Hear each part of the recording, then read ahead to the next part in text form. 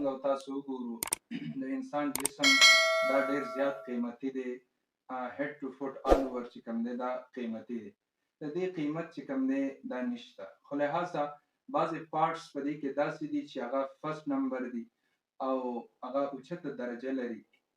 نور انسان که د سر ویښتو نه د ده سټارټ وشي خو لاندې قدمونو پورې، نو دا ټول د دې قیمت نشته. خو دوه پارټس داسې دي چې هغه فرست نمبر کې دي یا سیکنډ نمبر کې. نو دې کې د ډاکټرانو د علماو یو بل سره اختلاف دی چې ډاکټران یو پارټس یادوي چې دا فرست نمبر کې دی، علما بل یادوي چې دا فرست نمبر دی. زه مخکې به ذکر کړو د ډاکټر حضرات چې ساينس دانان او ډاکټرز وایي چې د انسان کوم پارټس چې کوم دی دا فرست نمبر کې دی. نو فرست نمبر ساينس او ډاکټر وایي چې د انسان فرست نمبر دا څه څیز دی، دا دماغ دی، عقل دی، دا د انسان اول نمبر او زیات اهمیت په انسان کې عقل او دماغ لري.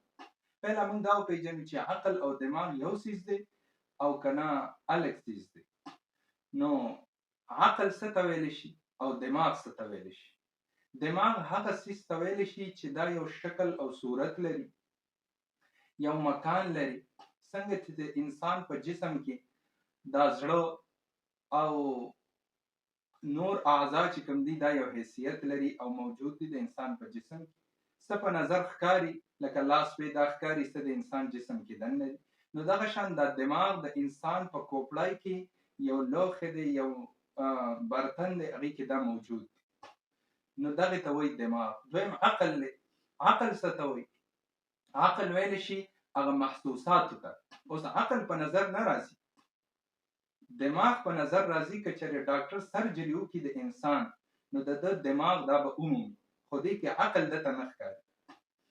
عقل دا غیر محسوس څیز دی، غیر مرئي څیز دی، یعنې په نظر نه راځي او محسوسېږي. لکه موږ به وایو چې هلکه د فلاني کې عقل شته او فلاني کې عقل نشته.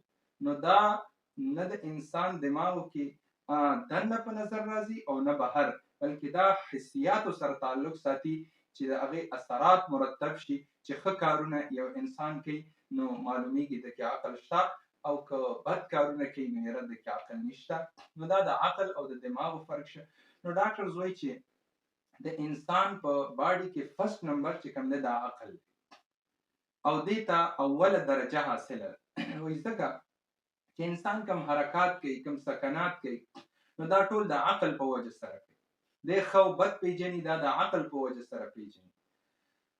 که چېرې انسان کې عقل نه وي نو دی دا څه محسوسات نشي کولی، یو څیز ښه او بد نشي پیژندی. نو دې وجې نه اوله درجه دا د عقل ده. او بیا ډاکټرز وایي چې د انسان چې کوم د دماغو او د انسان د سر کومې حصې دي نو 3 میجر پارټس دي او بیا د هغې تقسیم کې اوږد بحث دی. نو لهذا هغه وایي چې دا بنیادي انسان دا اصلیت لري، اوچتوالی لري په عقل سره او په دماغو سره.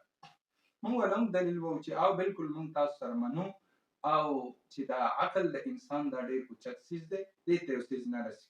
مشکات شریف حدیث مبارک هم دی، حدیث کې راځي چې الله پاک دا عقل پیدا کړو نو دی مخامخ ځان ته ودرو، بیا یې کینو، بیا ورته وایي رایټ لیفټ هر طرف ته وګوره، بیا یې مخاطب کړه چې ای عقله ما ته پیدا کړ، ستا د وجې نه به زه انسان له اوچتوالی ورکوم، ستا د وجې نه به یې زه کته کوم، ستا د وجې نه به جنت ته ځي، ستا د وجې نه به دوزخ ته ځي.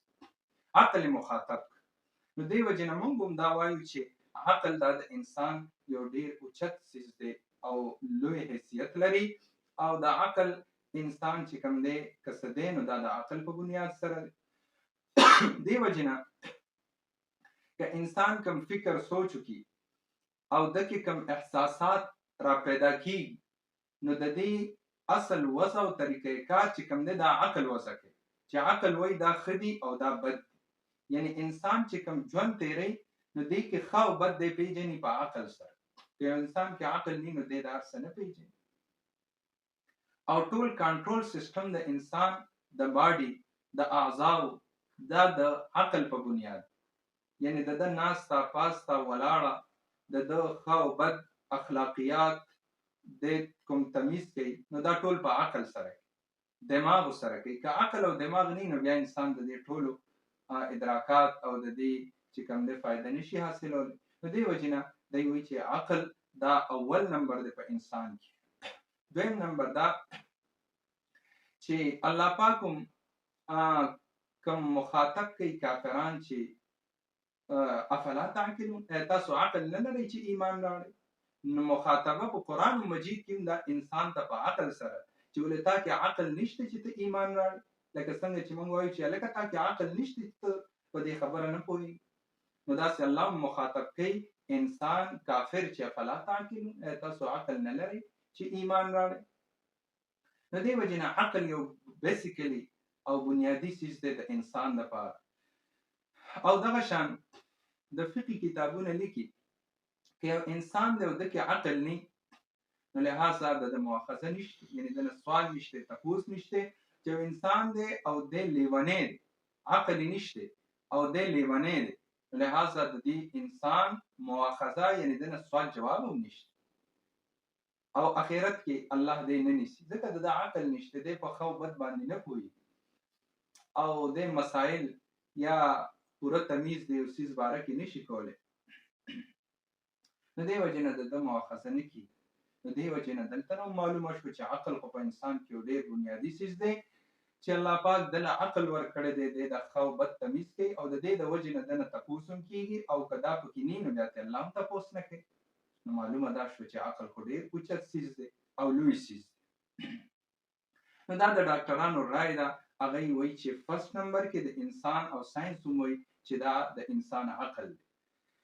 دویم به راشو موږ د علماو قول ته چې علما وایي چې په انسان کې فرست نمبر 6 چې کوم دی اوچت او اعلی دا زړه دی.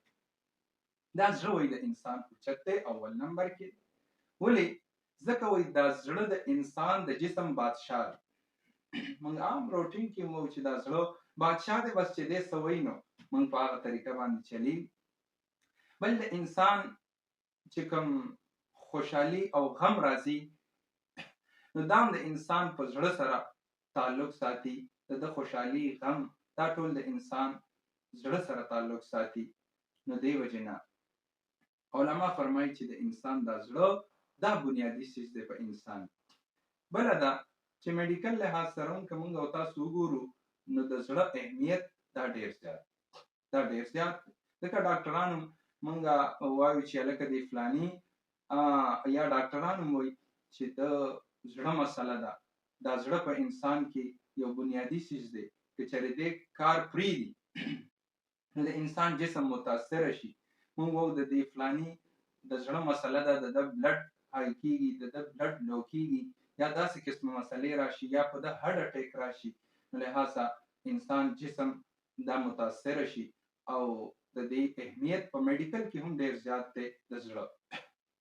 دې وجې نه علما وایي چې زړه دا د انسان بادشاه دی، اول حیثیت چې کوم دی دا زړه ته حاصل دی.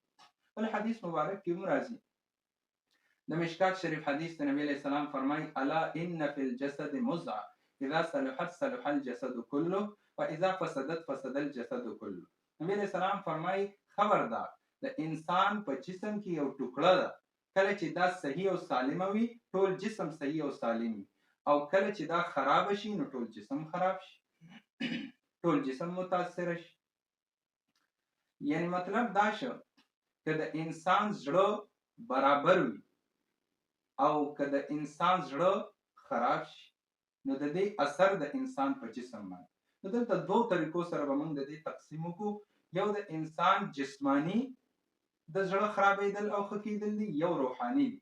نو که جسمانی طور هم د انسان زړه متاثر شي، یعنی موږ وایو بلډ پریشر یې های شو، بلډ پریشر یې لو شو یا د زړه والې بند دی یا زړه هډ اټیک ورته راغی، نو دا جسمانی مسلې. یعنی میډیکل لحاظ سره د انسان زړه متاثره شو نو دته ډېره پریشانی نقصاني شي، یا په ده هډ اټیک راشي نو دی بالکل ختم شي، زړه یې فیل شي نو دی ختم شي، وجود یې ختم شي. نو جسمانی میډیکل حوالې سره هم زړه څومره اهم شي. او روحاني لحاظ سره که موږ او تاسو وګورو نو دا هم زړه ډېر اهمیت لري. دا زړه د انسان د جسم بادشاه دی چې کله انسان دا زړه چې کوم دی ایمان هم دې کې موجود، ځکه حدیث کې مرادي چې د انسان په دې جسم کې یو ټوکړه ده، په هغې کې څه دی؟ ایمان دی. دغه د الله کور دی. یعنی ایمان تعلق د زړه سره ساتي چې د زړه ته د انسان ایمان راشي نو دی قبول کی، او کفر دا هم د انسان زړه ته کفر راشي لہذا د کفر قبول کی. نو دینی حوالې سره دا هم د انسان دا زړه دا بنیادی حیثیت لري. دغه شان د انسان خفګان او خوشحالي دا هم تعلق د زړه سره ساتي او د دې اثر په ټول باډي باندې. که د انسان زړه خوشاله نو ټول جسم د خوشاله، د مخ د لاس خو هر اندام نه پته لګي لکه د خوشاله. او که د انسان جسم د انسان زړه چې کوم دی دا خفای نو د اثر په مخ په ټول جسم باندې او ټول وجود چې کوم دی دا متاثر شي او د خفګان کی. دی وجه علماء وایي چې زړه د انسان بنیادی سیس دی او دا لوی اهمیت لري او د انسان اوچته مرتبه دا انسان تعالی حاصلېږي چې د ایمان قبول کی او ایمان تعلق د زړه سره ساتي. نو دی وجه نه زړه زیات اهمیت لري او زړه اوچت فوقیت لري. اوس دویمه خبره، اوس موږ او تاسو نظر وکړو چې د انسان دا موږ منو چې د انسان عقل، دماغ او زړه دا دوه اهم پارټس د انسان په جسم کې دواړه اهم دي، خو ساينس او ډاکټر هغه وایي چې عقل او دماغ فرست نمبر کې، علما وایي چې نه زړه فرست نمبر کې، اول نمبر د انسان زړه دی، اول حیثیت دا لري.